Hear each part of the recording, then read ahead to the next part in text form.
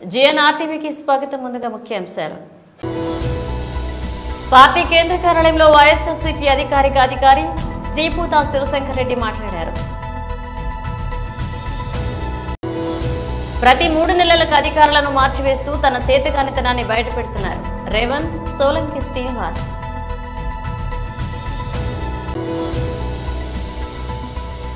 వరంగల్లో మీడియాతో మాట్లాడుతున్నారు మాజీ ఎమ్మెల్యే దాస్యమిని భాస్కర్.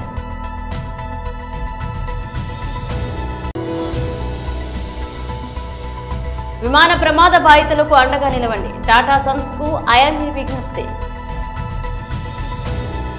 పార్టీ కేంద్ర కార్యాలయంలో వైఎస్ఆర్సీపీ అధికార ప్రతినిధి శ్రీపూత శివశంకర్ రెడ్డి మీడియాతో మాట్లాడారు. తెలుగుదేశం పార్టీ ఏ విధంగా మనుగడ సాగించాలి, తెలుగుదేశం పార్టీ నాయకుల మన్నలు ఏ విధంగా పొందాలి, ప్రజలు ఏమైనా పర్వాలేదు అనేటువంటి ఉద్దేశంతో ఏకపక్షంగా వీళ్ళే వర్గ విభేదాలు సృష్టిస్తూ ఏదైనా ప్రభుత్వం మీద ప్రతిపక్షాలు విమర్శలు చేస్తే దానికి కూటమి నాయకులు సమాధానం రావట్లేదు, ప్రభుత్వం రావట్లేదు, తెలుగుదేశం పార్టీ నుంచి రావట్లేదు. అందరికంటే ముందుగా వీళ్ళే ఉలిక్కిపడి ఈనాడు ఆంధ్రజ్యోతి పోటీ పడుతూ కథనాలు రాయడము, వాళ్ళే దానికి సమాధానాలు చెప్పడము, ఒక లేనివన్నీ కూడా సృష్టించి ఒక వార్తగా రాయడము, దాని మీద వాళ్ళే చర్చలు పెట్టడము, ఆ చర్చల మీద ప్రభుత్వాన్ని లేదా తెలుగుదేశం పార్టీ నాయకులు దానికి స్పందించేటట్లు చేయడము, ఆ స్పందించిన వెంటనే మళ్ళా సాయంత్రం డిబేట్లు పెట్టడము, మళ్ళీ నెక్స్ట్ డే కథనాలు రాయడము. సో ఎజెండా అంతా వీళ్ళే ఫిక్స్ చేస్తున్నారు. ఇక నియోజకవర్గ స్థాయిలో కూడా పొలిటికల్ గవర్నెన్స్, అసలు పొలిటికల్ గవర్నెన్స్ అంటే చంద్రబాబు గారు మాటల్లో చూద్దాం ఒకసారి. ఏంటంటే ఒక్క వీడియో ఆయన చెప్పినట్టువి ఒకసారి చూద్దాం.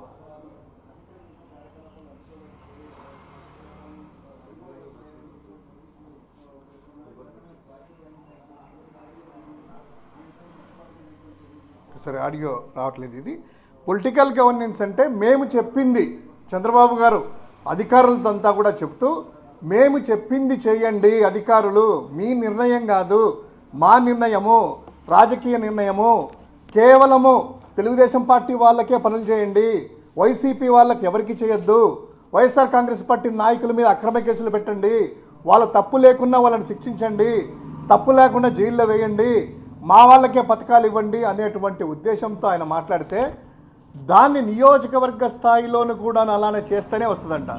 ఇంకా ఏం రాశారంటే అధికారులు, పాత అధికారులు ఇంకా కొనసాగిస్తున్నారంట. అంటే అధికారులు పాత కొత్త అధికారులు ఉంటారయ్యా, వైఎస్ఆర్ కాంగ్రెస్ పార్టీ అధికారులు తెలుగుదేశం అధికారులు ఉంటారా? ప్రభుత్వ అధికారులు, ప్రభుత్వ ఉద్యోగులు, వాళ్ళని కూడా వీళ్ళే శాసిస్తూ ఏ ఐజీ పని చేయాలి, ఏ ఎస్పీని అరెస్ట్ చేయాలి, లేదా ఏ డిఐజీ అధికారిని అరెస్ట్ చేయాలి అనేటువంటి కథనాలంతా వీళ్ళే రాస్తూ ఒకరికి మించి ఒకరు పోటీ. ఆంధ్రజ్యోతి 4 అడుగులు ముందుకెళ్ళినట్టుంది. పాపం ఉలిక్కిపడి రామోజీ గారి అబ్బాయి నాకేం తక్కువ అని చెప్పి పోటీ పరుగుబంధం చేస్తూ ఉన్నట్లుంది. అదేవిధంగా వీళ్ళు రాసేదంతా కూడా ఏంటంటే ఈవెన్ ఇంటర్వ్యూలు కూడా చూస్తూ ఉన్నాం. మొన్న ఏడాదైన సందర్భంగా వీళ్ళు ఇంటర్వ్యూలు చూస్తే ఆ పచ్చ ముఠా, పచ్చ మాఫియా, ఆ జర్నలిస్టులు అంటారో ఇంకోటి అంటారో కానీ వాళ్ళు అడిగే ప్రశ్నలు కానీ చూస్తే ఆ ఎలివేషన్ చూస్తే ఏంటంటే ఈయనే దేశోద్ధార. అధికారంలోకి వచ్చి 2 సంవత్సరాలు కావస్తున్నా రేవంత్ రెడ్డికి రాష్ట్ర పాలనపై ఇంకా పట్టు రాలేదన్నారు.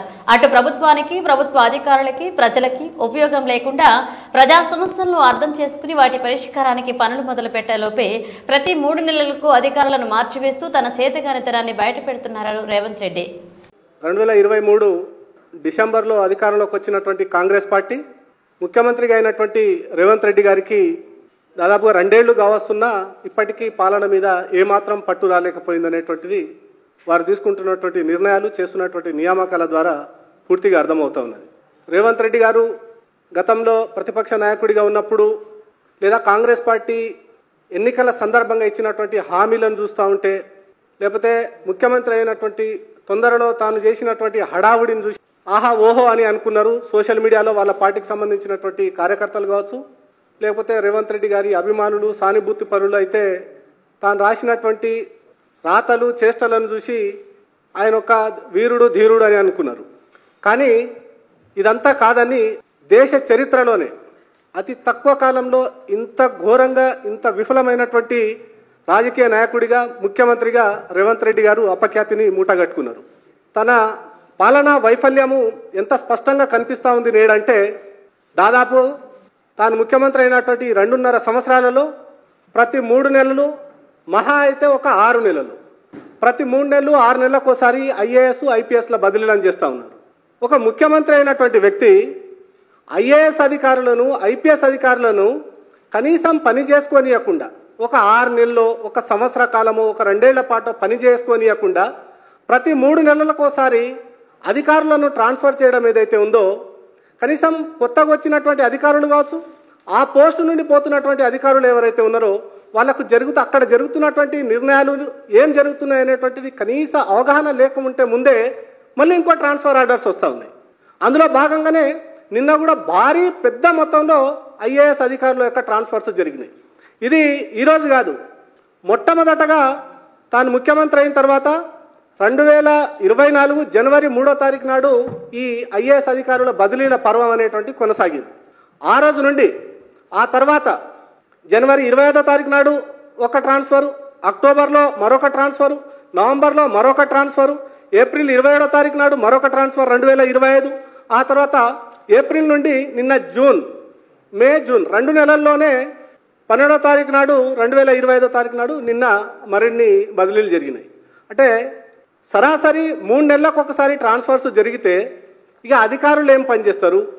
అక్కడ కొత్తగా వచ్చినటువంటి అధికారి కనీసం తన కుర్చీలో తాను సర్దుకోకముందే మళ్ళీ ఇంకొక ట్రాన్స్ఫర్ ఆర్డర్ ఏదైతే రావడం ఏదైతే ఉందో, అది అటు ముఖ్యమంత్రి గారికి కావచ్చు, ఆ పాలనా అధికారికి కావచ్చు, ఏమాత్రం అవగాహన రాకంటే ముందే ట్రాన్స్ఫర్లు కావడంతో ప్రజల యొక్క అర్జీలు ఏవైతే ఉంటాయో, ప్రజల యొక్క సమస్యలు ఏవైతే ఉంటాయో, ప్రజల యొక్క కష్టాలు ఏవైతే ఉంటాయో వాళ్ళు చెప్పుకుందామంటే కూడా ఒక అధికారి మారిపోయిన తర్వాత మళ్ళీ ఆ సమస్య మొదటికి రావడం, ప్రజల కష్టాలు ప్రజల ఇబ్బందులు ఎక్కడేసిన గొంగడి అక్కడిగానే మారిపోతా ఉన్నది రేవంత్ రెడ్డి గారి యొక్క పాలనా వైఫల్యం, తాను తీసుకుంటున్నటువంటి విఫలమైనటువంటి నిర్ణయాల కారణంగా.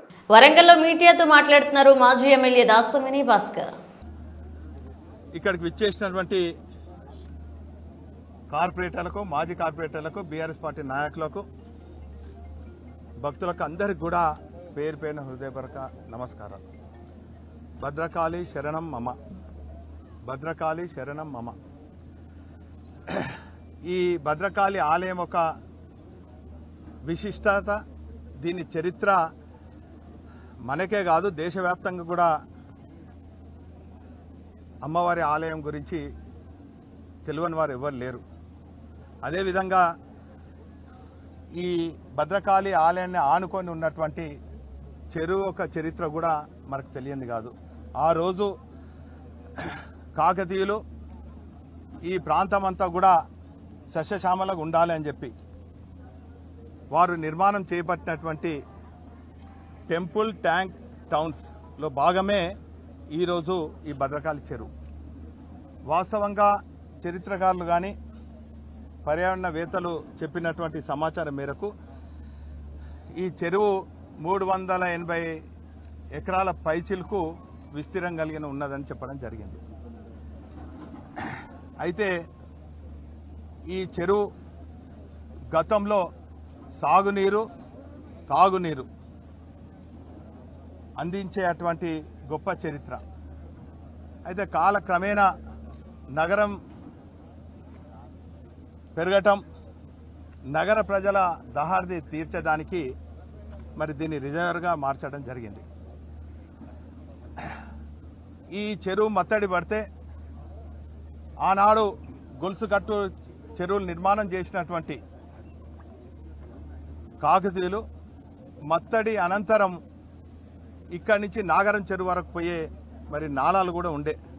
సమైక్య రాష్ట్రంలో నాలాలన్నీ కూడా కొంత ఆక్రమణకు గురైతే తెలంగాణ రాష్ట్రం ఏర్పడిన తర్వాత మిషన్ భగీరథ పేరిట అనేక చెరువులు, పూడికతీతలు, మర్మతులు, నాలాలు, మత్తడులన్నీ కూడా పునర్నిర్మాణంలో భాగంగా ఆ రోజు ఈ భద్రకాళి చెరువు కూడా కొంత మత్తడి పునర్నిర్మాణం, మిగతా అభివృద్ధి కూడా చేయడం జరిగింది. అయితే దురదృష్టవశాత్తు 2003లో మరి 7వ నెలల బహుశా 20వ తారీఖు అనుకుంటా అకారణంగా పెద్ద ఎత్తున దేశంలో ఎక్కడే లేని విధంగా వర్షపాతం ఇక్కడ నమోదైంది. 100 ఏళ్లలో కూడా అంత వర్షపాతం నమోదు కాకుంటే 23లో పెద్ద వర్షపాతం నమోదైతే ఆ కారణంగా కొంత లోతట్టు ప్రాంతంలో కూడా ఈ వరద నీరు వచ్చినాయి. ఆ తర్వాత ఆ పరిస్థితిని కేటీఆర్ గారు సమీక్షించుకొని వెంటనే 100 కోట్లు అదేవిధంగా 180. అహ్మదాబాద్ లో గురువారం జరిగిన ఘోర ఎయిర్ ఇండియా అనే విమాన ప్రమాదంలో మరణించిన గాయపడిన వైద్య విద్యార్థులకు ఇతర వైద్యులకు సమగ్రమైన సహాయ సహకారాలు అందించాలని ఇండియన్ మెడికల్ అసోసియేషన్ శనివారం విజ్ఞప్తి చేసింది.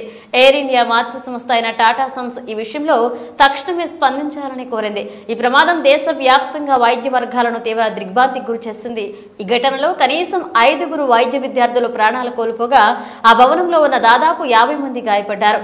ఈ వార్త తెలియగానే వైద్య విద్యార్థుల కుటుంబ సభ్యులు కళాశాల యాజమాన్యం తీవ్ర ఆందోళనకు గురయ్యారు. ఈ నేపథ్యంలో దేశవ్యాప్తంగా వైద్యులకు ప్రాతినిధ్యం వహిస్తున్న ఐఎంఏ మరణించిన వైద్య విద్యార్థుల కుటుంబాలకు తక్షణ ఆర్థిక సహాయం అందించడంతో పాటు గాయపడిన వారికి దీర్ఘకాలిక మద్దతు ఇవ్వాల్సిన ఆవశ్యకతను నొక్కి చెప్పింది. టాటా సన్స్ ఈ బాధ్యతను స్వీకరించాలని ఐఎంఏ కోరింది. దీనిపై స్పందించిన టాటా గ్రూప్ ప్రమాదంలో మరణించిన ప్రతి బాధితుడి కుటుంబానికి ₹1,00,00,000 పరిహారం అందజేస్తామని, గాయపడిన వారి వైద్య ఖర్చులను పూర్తిగా భరిస్తామని ప్రకటించింది. అయితే ఈ హామీలను త్వరితగిన పారదర్శకంగా నెరవేర్చాలని వైద్య సంఘాలు, విద్యార్థి సంఘాలు కోరుతున్నాయి. ముఖ్యంగా వైద్య విద్యార్థి సంఘంపై ఈ ప్రమాదం తీవ్ర ప్రభావం చూపినందున ఈ ప్రక్రియ వేగవంతం చేయాలని వారు విజ్ఞప్తి చేశారు. డ్రగ్స్ మహమ్మారిని తరిమికొడదామని కోటగిరి ఎస్ఐ సునీల్, రుద్రూరు ఎస్ఐ సాయన్న అన్నారు. నిజామాబాద్ జిల్లా కోటగిరి రుద్రూరు మండలం కేంద్రంలోని రుద్రూరు చౌరస్తా, కోటగిరి చౌరస్తా ప్రాంగణం నుంచి రుద్రూరు వెళ్లే వైపు ప్రధాన రహదారి గుండా భారీగా ర్యాలీ నిర్వహించి డ్రగ్స్ మహమ్మారిని తరిమికొట్టడంలో ప్రతి ఒక్కరూ భాగస్వామ్యం కావాలని పిలుపునిస్తూ ఈ డ్రగ్స్ మహమ్మారి పట్ల ప్రజలకు అవగాహన కల్పించడం జరిగింది. ఈ సందర్భంగా ఎస్ఐ సునీల్ మాట్లాడుతూ విద్యార్థి దశ నుంచి యువత డ్రగ్స్, క్లోరోఫామ్, గంజాయి వంటి ఇతర హానికర పదార్థాలు మహమ్మారి బారిన పడుతూ జీవితం నాశనం చేసుకుంటున్నారని, వీటిని సేవించడం వల్ల నాడీ వ్యవస్థ చెడిపోయి ఆరోగ్యం చెడిపోవడమే కాకుండా మరణానికి దగ్గర అవ్వడం జరుగుతుందని, అంతేకాకుండా వీటి మధ్యలో కోట్లాటలు అదేవిధంగా హత్యలు కూడా చేయడం జరుగుతుందని, కాబట్టి విద్యార్థులు, యువత, ప్రజలు వీటి పట్ల అప్రమత్తంగా ఉండాలని, వీటికి దూరంగా ఉండాలని, ఎక్కడైనా వీటి విక్రయాలు జరుగుతుంటే, సరఫరా జరుగుతుంటే తమకు సరఫరా సమాచారం ఇస్తే చర్యలు తీసుకోవడంలో తాము ముందుంటామన్నారు. ప్రతి ఒక్కరూ వీటికి దూరంగా ఉండి ఆరోగ్యాన్ని కాపాడడమే కాకుండా సమాజ నిర్మాణంలో భాగస్వామ్యులు కావాలని ఎస్ఐ సునీల్ పిలుపునిచ్చారు.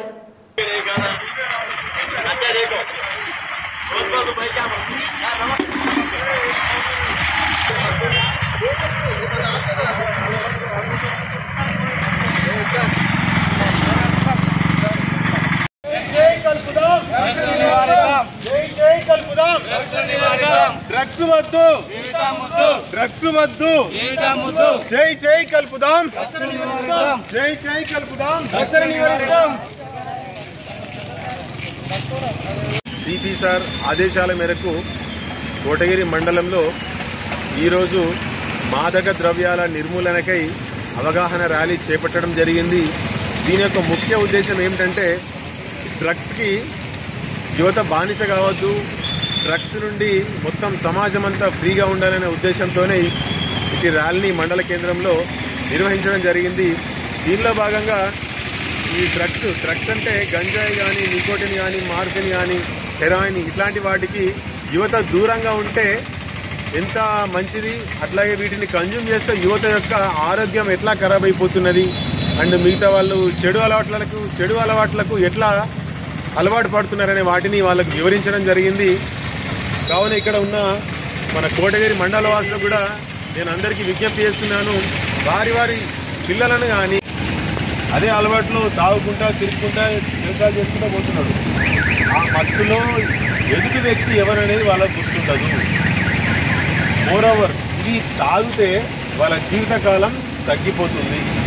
100 సంవత్సరాలు బతికే వ్యక్తి 40 సంవత్సరాలకే మొత్తం అయిపోతుంది. వాటిలలో గంజాయి కానీ, హెరాయిన్, నికోటిన్ వాటిని కన్జంప్షన్ చేసుకుంటున్నారా, చేస్తే వాళ్ళని కొద్దిగా మందలించాలని చెప్పి అట్లనే అలవాటు నుంచి దూరంగా ఉంచాలని చెప్తున్నాను. అలాగే ఇటు మాదక ద్రవ్యాల గురించి ఏదైనా సమాచారం ఉంటే మా పోలీసులకు డైరెక్ట్గా ఇన్ఫామ్ చేయవచ్చు, లేదంటే మా 100 నెంబర్కి కాల్ చేసి అయినా సమాచారం ఇవ్వచ్చు.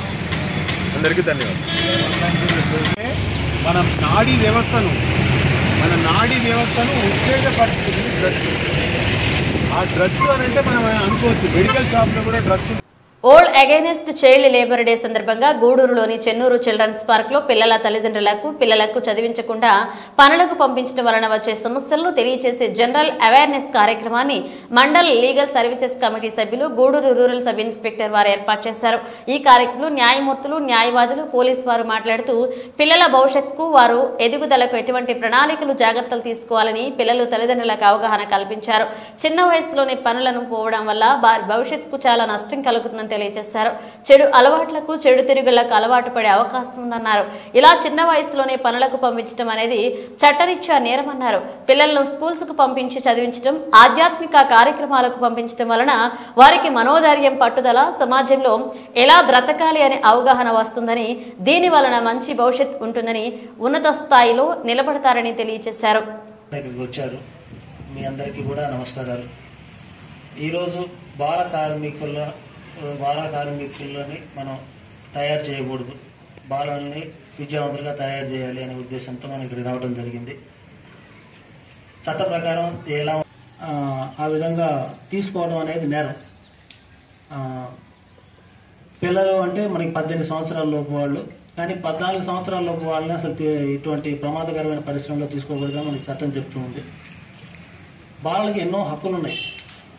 మనం పట్టించుకోం. కానీ వేరే దేశాల్లో అయితే, ఇప్పుడు అమెరికా లాంటి దేశాల్లో అయితే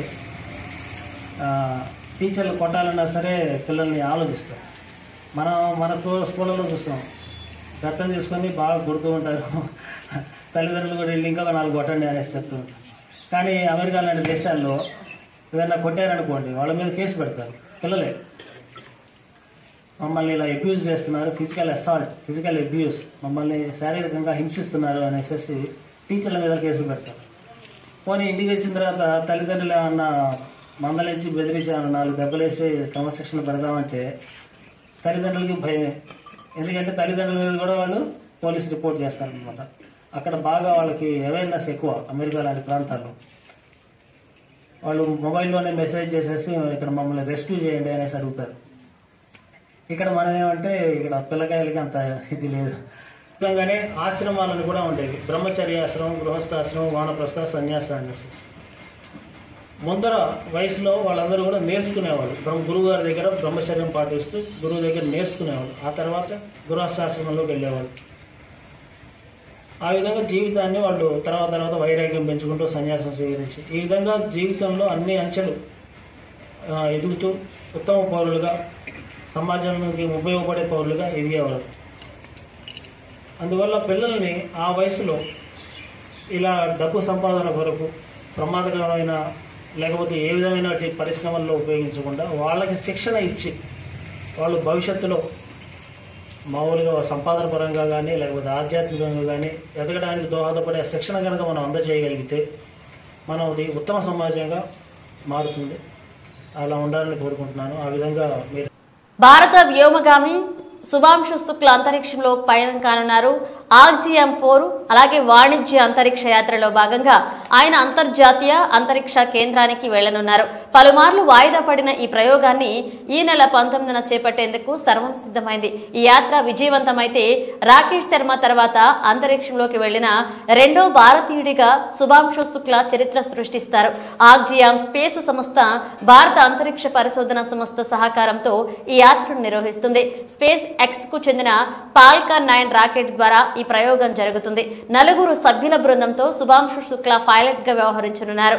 మిషన్ కమాండర్ గా నాసా మాజీ వ్యోమగామి Peggy Whitson, European space agency project వ్యోమగామి స్లావోస్ ఉజ్నాసిన్క్, విస్నీస్విస్క్ అలాగే టీబోర్ కాపు ఇతర సభ్యులుగా ఉన్నారు. వాస్తవానికి ఈ మిషన్ మే 29న ప్రారంభం కావాల్సి ఉండగా ఫాల్కాన్ 9 రాకెట్ లో ద్రవ ఆక్సిజన్ లీక్ సమస్య తలెత్తడంతో పలుమార్లు వాయిదా పడింది. తొలుత ఈ నెల 8కి, ఆపై 10, మళ్లీ 11వ తేదీలకు మార్చినప్పటికీ సమస్య పరిష్కారం కాలేదు. దీనికి తోడు అంతర్జాతీయ అంతరిక్ష కేంద్రంలోని రష్యన్ జెడ్జా మాడ్యూల్ పీడిన సమస్య కూడా తలెత్తడంతో నాసా, ఆక్సియామ్ స్పేస్ సంస్థలు వ్యోమగాముల భద్రతా దృష్ట్యా ప్రయోగాన్ని మరింత ఆలస్యం చేశాయి.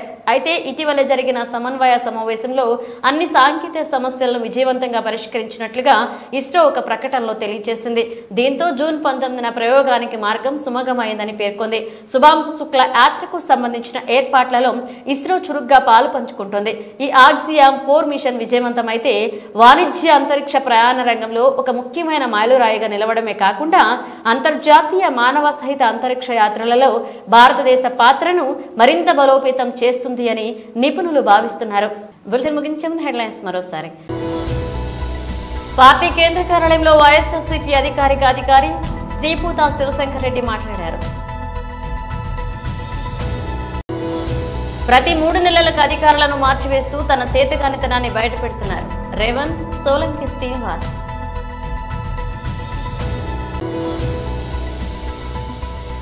వరంగల్లో మీడియాతో మాట్లాడుతున్నారు మాజీ ఎమ్మెల్యే దాస్యమిని భాస్కర్.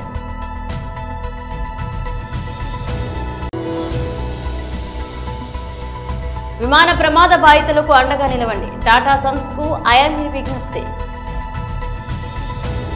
ఇవి బులెటిన్ అప్డేట్స్. మరిన్ని అప్డేట్స్ తో మళ్ళీ కలుద్దాం.